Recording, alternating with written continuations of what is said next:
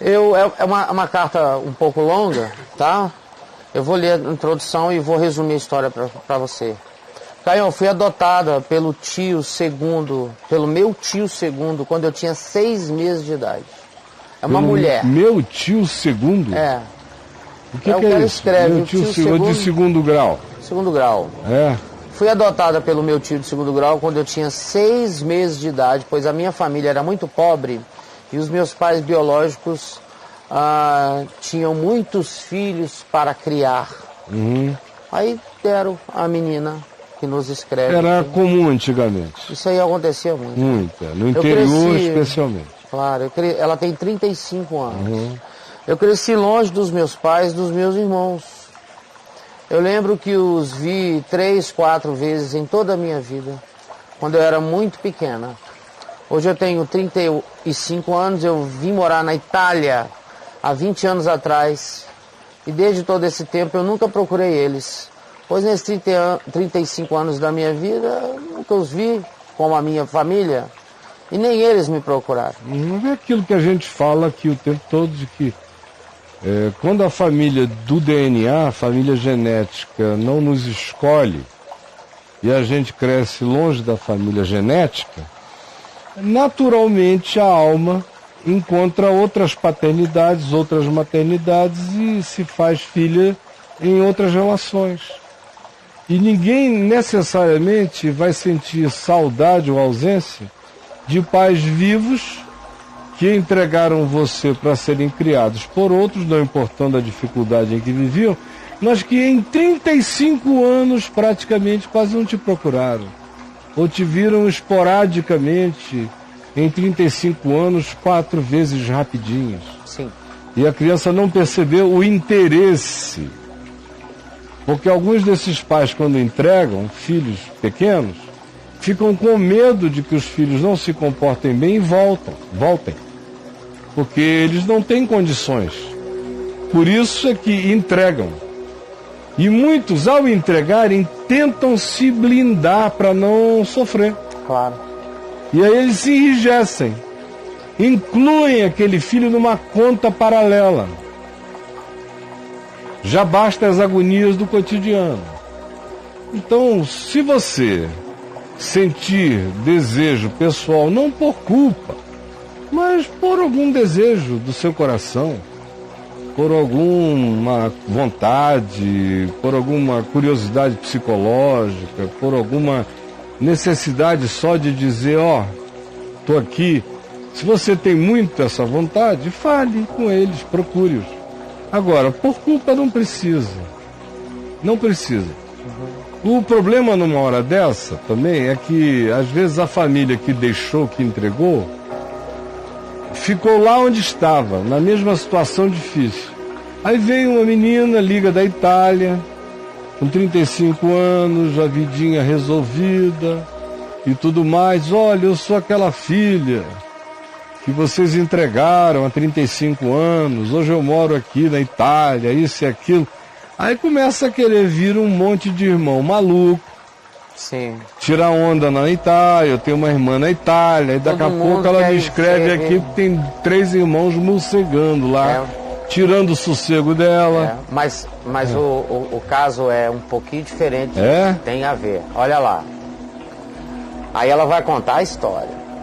O ano passado, Caio, meu pai adotivo, ela vai narrar agora que ela está com o casamento dela em crise na Itália e está em processo de divórcio. É uma notícia para você ter aí na sua manga. Ok?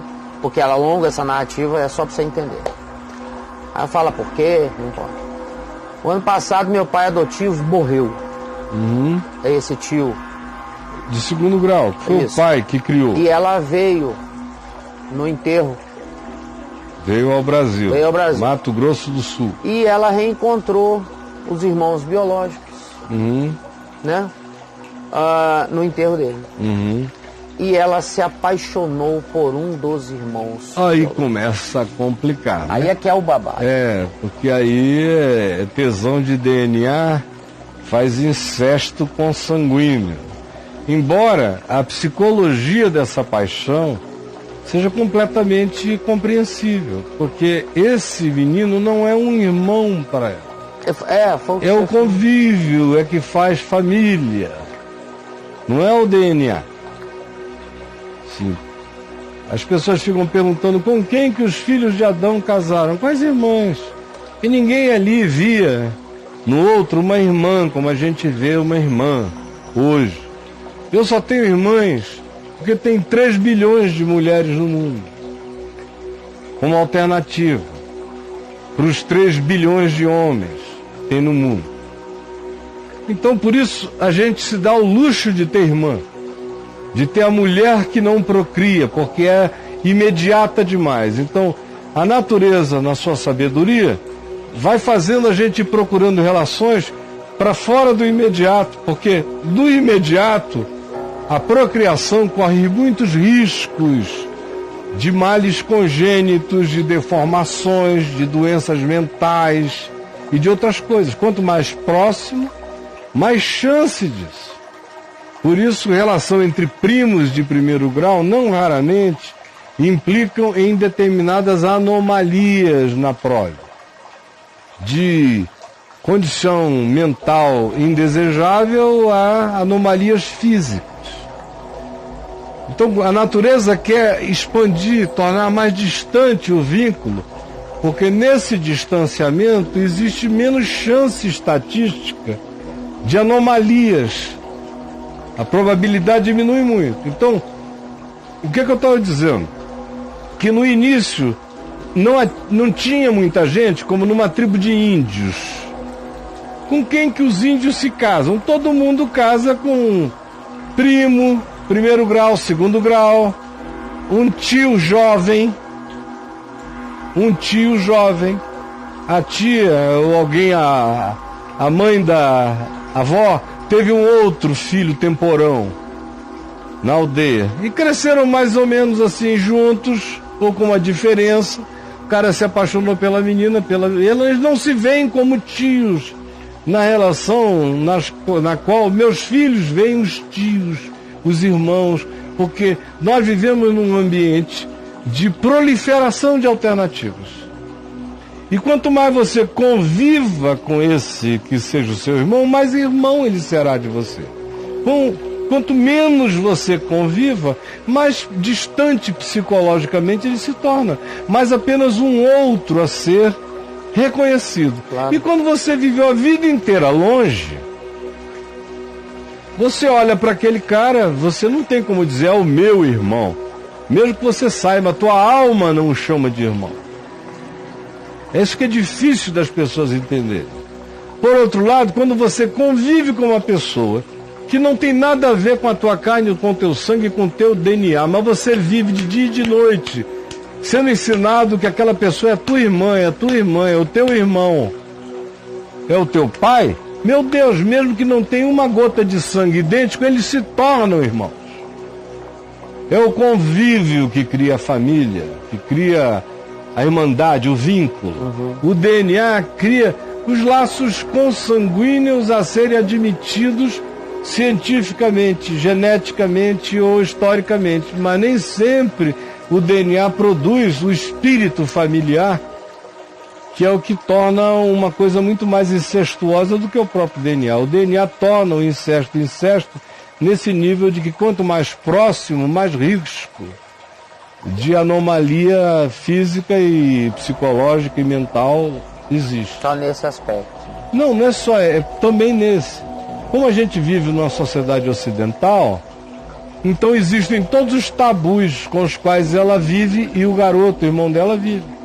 Se não fosse assim, ela não estava me fazendo essa pergunta. Claro. Por que ela está fazendo essa pergunta? Porque ela tem um tabu incestuoso. Ela não é uma índia no Xingu. Não, ela não ia ter essa questão. Não ia ter, não. Eu encontrei meu irmão. Eu cresci 35 anos numa tribo a um estado daqui. É. E agora encontrei esse menino, nenhum pensar, e um pra maloca. Ia embora pra rede. Pra rede. Aí, Caio, ela fala assim, desde quando nos vimos, nos falamos todos os dias.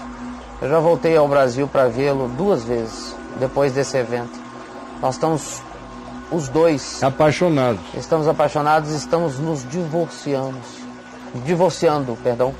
pois já tínhamos problemas com os nossos cônjuges bem antes de nos vermos e de nos conhecermos.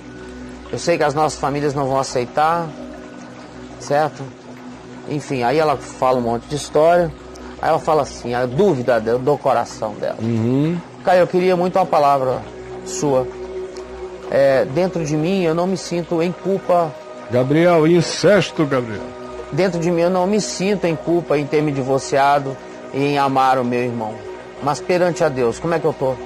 Iremos ser condenados por essa nossa vontade de ficarmos juntos? Sabemos que vamos perder o respeito de muitos. 35, mas olha, o nosso incesto, amor é muito mais forte. Viu, minha filha? Pesquisa por incesto, tem 35 aí. Agora, deixa eu voltar aqui e falar com você. Deus não tem problema com nada, meu filho. Né?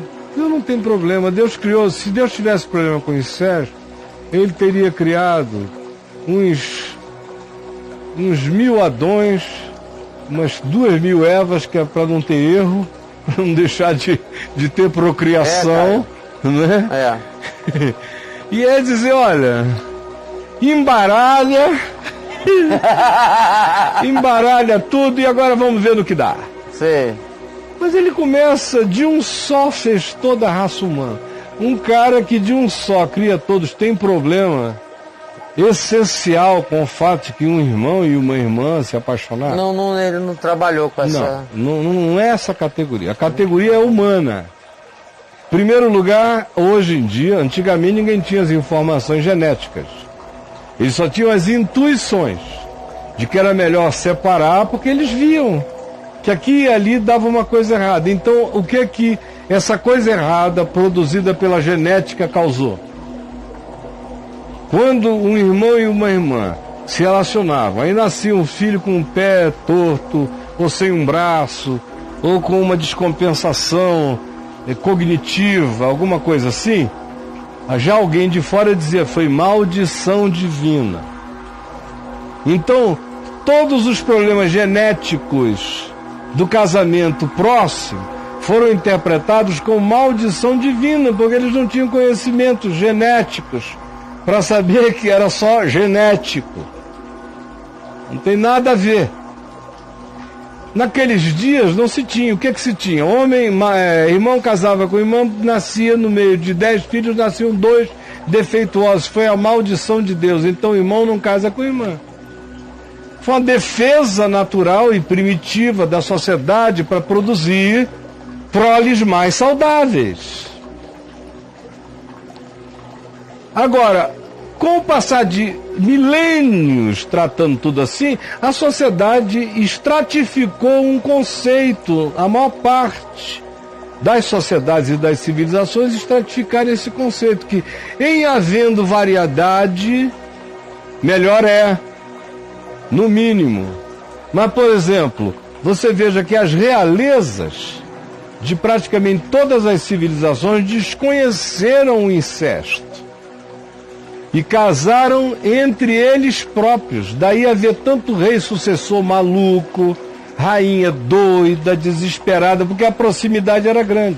Ou então eles mandavam buscar da própria família para criar o elo político, econômico e financeiro, para estabelecer uma OTAN. Naqueles dias tinha que ser com gene e relacionamento, uma OTAN. Aí vamos fazer uma OTANzinho? Isso. Então vamos juntar aqui. Aí já distanciava, mas ficava dentro do âmbito familiar, mas no 3º, no 4º graus. Está dentro do esquema. Mas no esquema aí do poder político e econômico. Se manter ali. Da pacificação dos povos, aquela coisa. Né?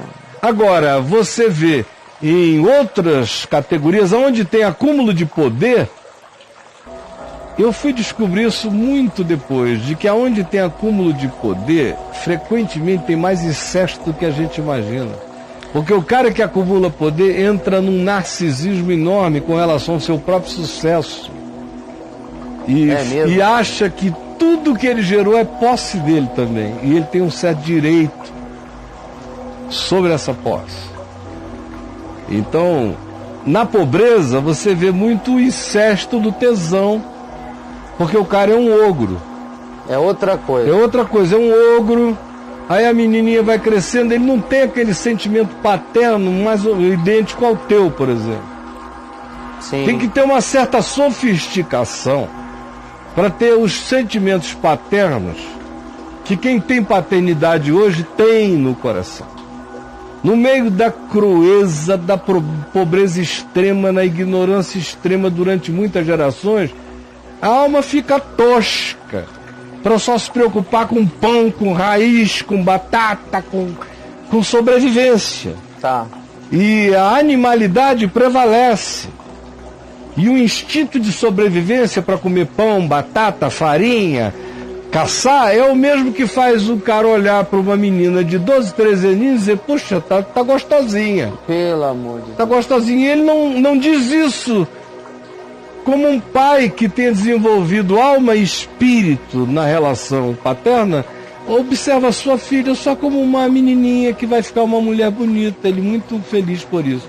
Não, na existência totalmente ogra e pedrada, o indivíduo olha para aquilo como um objeto de consumo e se justifica isso dizendo, eu fiz, eu gerei, e se eu gerar alguma coisa dela vai ser da mesma qualidade de sobrevivência. É direito, é meu.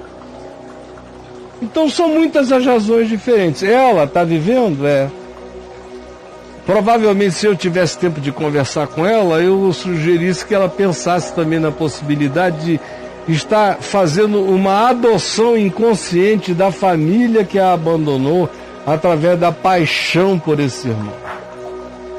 Não dava para se apaixonar pela família que a deixou. Mas dá para se apaixonar por um homem dessa família que a olhou, que a quis, que a desejou. Ela num vácuo, se separando na Itália.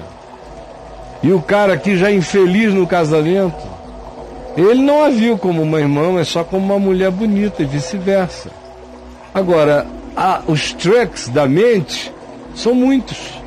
Às vezes é a maneira de, no vazio e na carência, a pessoa também dizer, eu não tenho outro modo de chegar a essa família e para a família em si eu não quero.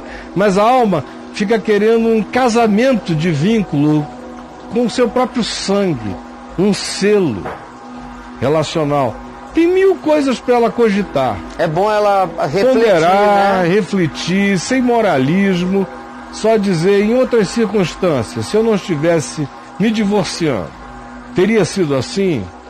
Se o meu padrasto, meu pai de criação, não tivesse morrido, eu não estivesse também me sentindo órfã, agora outra vez, eu teria reagido assim? Se ele não estivesse infeliz se divorciando, teria sido assim? Tem muita coisa para ela perguntar antes de sair pulando. Agora, aqui sou eu para chegar e te dizer, por qualquer que seja apenas a moral tradicional, ocidental, ou tabu, te dizer isso, porque eu teria que separar Abraão e Sara, que foram irmãos que se casaram. Ela cita aqui no meio da conversa, ela cita. Esse meu livro aqui, compra esse livro, e ele é um livro todo arquitetado em torno do significado de uma coisa que eu chamo de teologia moral de causa e efeito.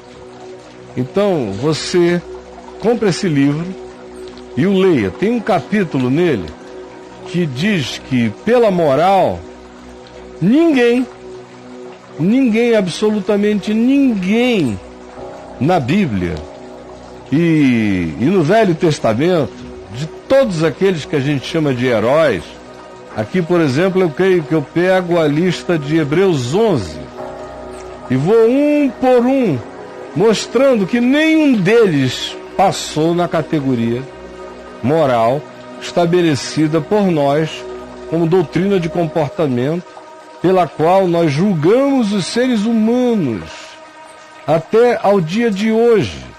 Então, esse livro é fundamental para você analisar o que está acontecendo com você, dar uma olhada nisso sem o tabu da angústia moral, sem a neurose, mas fazer as perguntas de natureza psicológica que eu sugeri a você que fizesse aqui, para você e ele não darem passos afobados e desnecessários. Eu me manteria em compasso de espera, indo com calma, conversando com ele, encontrando com ele, deixando isso amadurecer. Não vou dizer nada diferente, porque vocês já transaram, já se pegaram, já se devoraram, né? Já. Então, aí a mera hipocrisia, minha filha, afaste-se, não sei o quê. Não. Tem um Atlântico entre eles, o resto é Boeing e Jumbo e Airbus, pra lá e pra cá. Sim, cara. Não é? É. Então, se eu disser eu vou conseguir qualquer coisa, não. O que eu posso fazer é ajudar vocês a pensarem. Peça para ele assistir esse meu recorte e você veja aí tudo sobre incesto. Deu quanto? 60? Cara, eu não lembro. Quanto que deu? O Gabriel deve estar com isso na memória aí do computador. 35. Então, 35 incestos. Eu acho que tem pouco, porque só aqui no Papo de Graça, o que a gente já falou de incesto, tem uma sequência ali daquela menina que era apaixonada pelo pai. Tem. E o pai por ela. O Tem pai deixou a mãe, botou num apartamento, foi viver com ela. E ela era tão apaixonada pelo pai que ficou com raiva do pai, porque o pai a desvirginou e a deixou. E aí ela pegou e deu para todos os amigos do pai. Sim. Até o pai dizendo, não, você que é minha. Aí tirou ela de casa, foram morar juntos num apartamento e a mãe ficou lá. 19 anos. 19 anos, ela entrou numa profunda angústia. A descrição dela sobre si mesma é de que é uma mulher lindíssima, e depois o pai escreveu aqui, dizendo que ela era também, disse que ela era irresistivelmente gostosa, e dizendo, eu não consigo deixar, eu sou apaixonado, eu vou pro inferno se for o caso, mas eu não largo ela.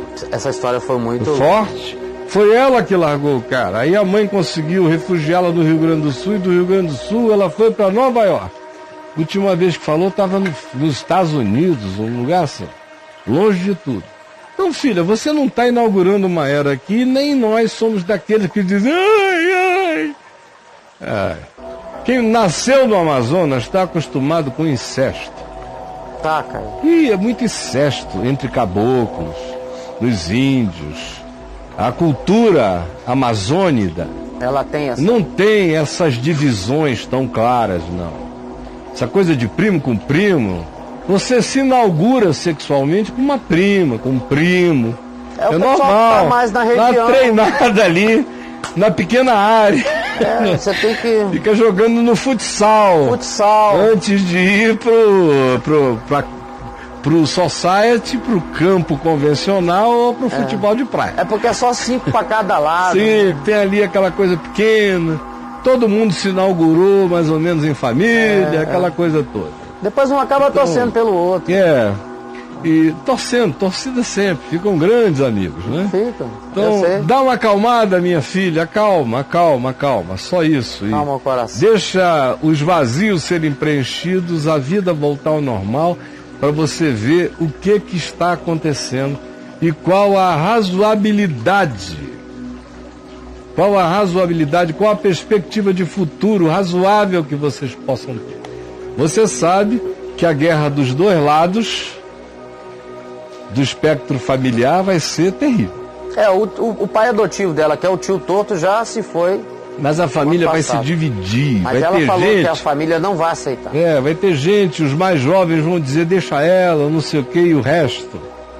A nuvem de testemunha, a Assembleia dos Anciãos vai cair matando. Eu tô ligado. Aí pode ser que eles tenham que se refugiar na Itália para sempre, não voltem nunca mais.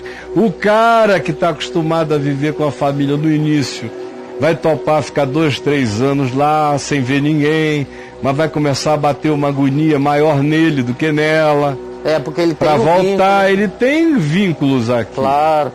E viver aqui para ela ia ser um horror.